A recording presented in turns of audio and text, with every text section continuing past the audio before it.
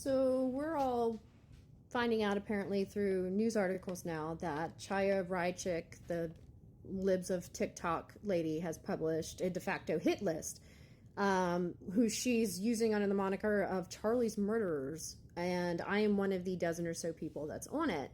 And I've been getting a steady flow of death threats pretty much since yesterday for just announcing the fact that Charlie Kirk had been killed. And saying that, he participated in a system and in a societal structure which encouraged violence. And while I don't condone violence, and I'm certainly not celebrating it, I'm not going to mourn with someone who caused so much harm to a community that I'm members of.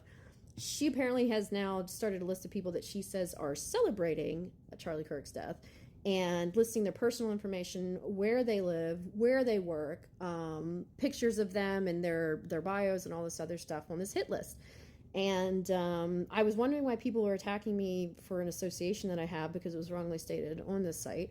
But now I've got to pack bags for my kids and send them away because this radical bitch who's notorious for getting schools to have bomb threats and has, resulted in teachers getting fired and has even caused suicides of people thinks that it's totally normal and okay to publish a hit list.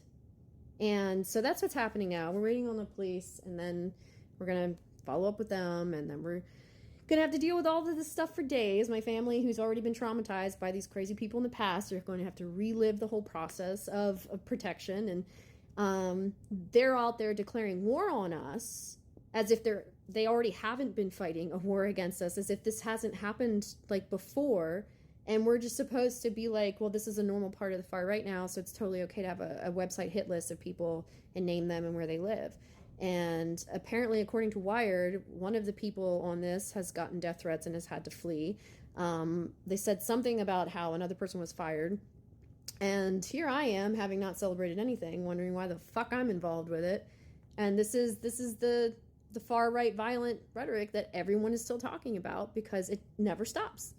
And will this woman ever go to jail for publishing a de facto hit list? No, probably not. But my life and my family's lives and everybody's lives who are on this list that she made and published will be completely uprooted for quite some time, and we'll be re-traumatized, and she won't be.